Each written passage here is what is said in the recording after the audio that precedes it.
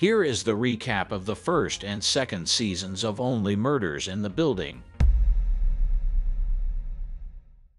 The series is set in an apartment building in New York called Arconia. We are introduced to the three main characters. Charles is a retired actor who played a detective in a not very popular TV show. Oliver is a director of Broadway productions who has been struggling financially lately.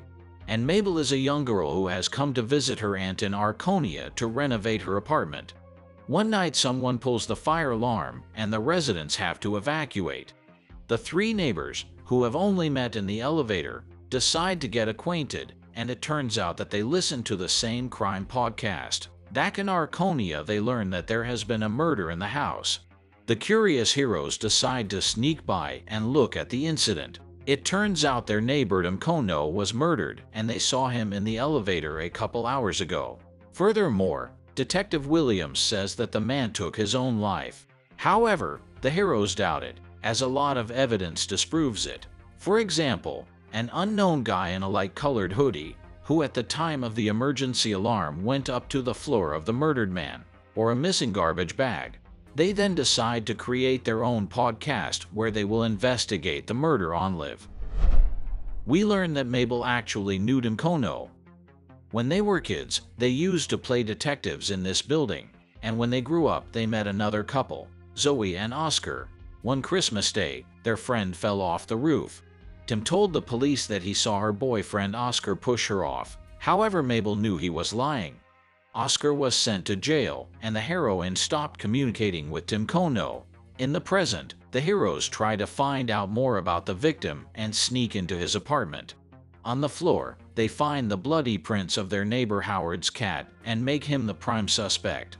Meanwhile, Mabel finds a bunch of jewelry in Tim's apartment, but doesn't tell her friends about it.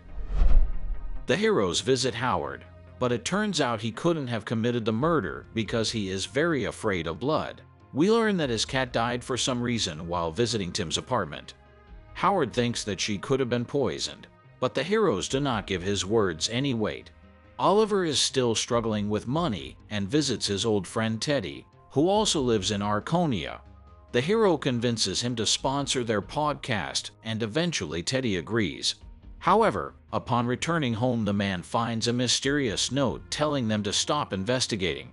Furthermore, someone has poisoned his dog, and Oliver gives it to his son Will, who works as a veterinarian. At this time, the lonely Charles meets a neighbor from Arconia named Jen, and feelings flare up between them. Soon the hero's podcast picks up steam, but the investigation hits a dead end. Oliver, Charles, and Mabel go to Cinda Canning, the podcaster they've been listening to for a long time. They ask her for advice, and she gives them a clue on how to track down the killer. But we soon find out that the eager Cinda also starts recording a podcast about the murder. Soon Mabel is being stalked by the guy in the light-colored hoodie, but he turns out to be her childhood friend Oscar, who was sent to prison for 10 years because of Tim's testimony. At first she suspects him of killing Tim, but trusting her gut, she realizes it's not him. A little earlier, in Tim's stuff, Mabel finds a note with the date and place of the meeting, after which she heads there. At the same time, Oliver and Charles learn that Mabel knew Tim, but did not tell them about it, after which they begin to follow her. All the heroes find themselves in a tattoo parlor, where Tim Kono was supposed to meet someone. Mabel confesses to the heroes that she knew the murdered man and tells them about their past, after which they continue to investigate. It turns out that Tim was supposed to meet a man who was selling him jewelry, but the heroes don't understand why he was buying so much of it. Detective Williams is not happy with the characters hosting the podcast and challenging the police investigation. She once again checks the evidence and discovers some inconsistencies. The woman realizes that she will not be allowed to reopen the case for no reason, so she secretly sends Tim Kono's phone to the heroes to continue the investigation. Soon the heroes receive another check from Teddy, and Oscar notices that the name of the man's company is Angel. It is from this company that Tim has been purchasing jewelry. The heroes then make Teddy the prime suspect. They sneak into his apartment and find a secret room with urns. inside of which jewelry is hidden. It turns out Teddy has a funeral business, and he steals jewelry from the dead and then sells it. Oliver and Mabel head there to gather more evidence. There they meet Teddy's deaf son named Theo, who helps his father in his dark business. The guy kidnaps both of them and brings them to Teddy, who threatens the couple and orders them to stop investigating. The heroes return to Arconia. Finally, they find the password to Tymkono's phone, and we find out what exactly happened 10 years ago. Turns out the deaf guy Theo knew Zoe and was even in love with her. He gave her an expensive ring that his father had taken off another corpse. Teddy saw this and ordered his son to return the ring. On Christmas night, Theo informs Zoe about it. They quarrel, and the girl accidentally falls off the roof. Tim witnesses it, and Teddy threatens the guy, after which he gives false testimony. For years, Tim has been trying to expose the villains and find the ring that would serve as evidence against them. That is why he bought up jewelry. After learning about this, the heroes decide to release the latest episode of the podcast, where they will reveal the real criminals. Everything goes according to plan. Teddy and his son Theo are arrested. However, it turns out that although they are guilty of stealing jewelry from corpses, as well as covering up a 10-year-old crime, they are not involved in the murder of Tymkono, and there is strong evidence to prove it. At this point, Charles goes to visit Jen and finds her lying on the floor with a stab wound, but she survives. Detective Williams does do a toxicology test on the deceased's blood. She discovers that he was poisoned and informs the heroes. Meanwhile, Bunny, the head of the housing committee of Arconia, holds a meeting of residents. As a result of the vote, the heroes are going to be evicted from their apartments. While Charles goes to Jen's performance, where she plays the bassoon, Oliver and Mabel continue to investigate.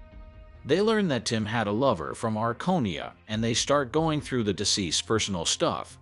The heroes accidentally stumble upon a strange riff and realize that it is from a musical instrument called a bassoon.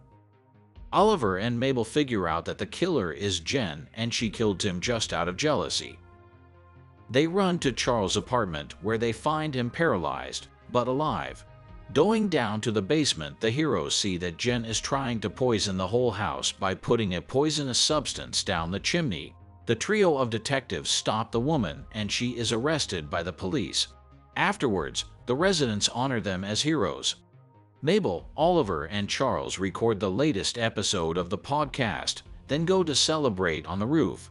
A girl goes to get champagne, and suddenly the men receive a mysterious message advising them to go outside. They run after Mabel and find her sitting in blood by Benny's corpse. That's when the police burst in and arrest the heroes. This is overseen by podcaster Cinda Canning and her assistant Becky. This is the end of the first season. If you've listened all the way up here, you like what I do. So subscribe to my channel, like this video, and write some comments. The main characters Mabel, Oliver, and Charles are interrogated by detectives Krebs and Williams. They are then released because Bunny was killed with a knife and it was not found at the scene of the crime. Plus, Williams doesn't believe the heroes could be involved.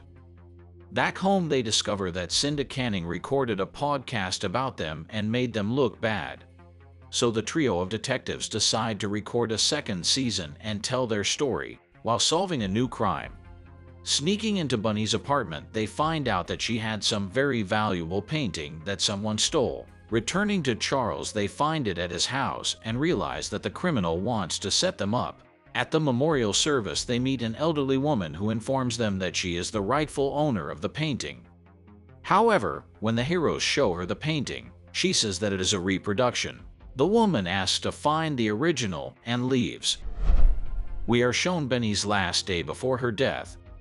We learn that the woman had met a few days earlier at a cafe with a person who wanted to buy the painting, but Bunny refused. She was also going to leave her position as head of the Arconia Housing Committee and give the position to her successor, Nina, but changed her mind at the last minute. The heroes learn about all this and begin to suspect Nina, but soon become convinced that it is not her. Meanwhile, Mabel gets acquainted with the artist Alice, and feelings flare up between them. However, one day the heroine catches her friend at the reconstruction of Bunny's murder and realizes that the girl simply wanted to profit from this story, although Alice swears that it is not so. Meanwhile, to Charles comes Lucy, daughter of his old acquaintance, with whom they spent a lot of time, and Lucy is like a relative for him. She shows the heroes the secret passages behind the walls of Arconia, and they realize how the criminal managed to plant the painting and also to get away unnoticed from the scene of the crime. One day Oliver meets Teddy in the elevator, who, along with his son Theo, has been released under house arrest for the duration of the investigation. Oliver soon learns that his son Will is actually Teddy's son, as his wife has cheated on him in the past. However, towards the end of the season, Oliver and Will agree that it doesn't change anything. Meanwhile, Charles still has feelings for Jan and meets her in prison. However, towards the end of the season, he decides to break up with her and start going on dates, which he has been avoiding all this time. The heroes discover a matchbox with a fingerprint that may have been left by the killer and try to contact Detective Williams. The woman doesn't answer the phone, but sends a message for them to leave the evidence in the park. The heroes find this suspicious and decide to make a glitter bomb, then figure out who will try to pick up the package. The suspect falls for their trick, but he manages to escape. That evening, Mabel returns home. She is attacked by a man in glitter and takes away the bag with the evidence, but the girl manages to wound him with a knitting needle. Mabel also goes to podcaster Cinda Canning to ask her to stop besmirching their names. There she finds her assistant Becky, who is oppressed by the supervisor, and the girl tells some secrets about her boss. The next day, Mabel meets Theo, who, like his father, has been released on bail.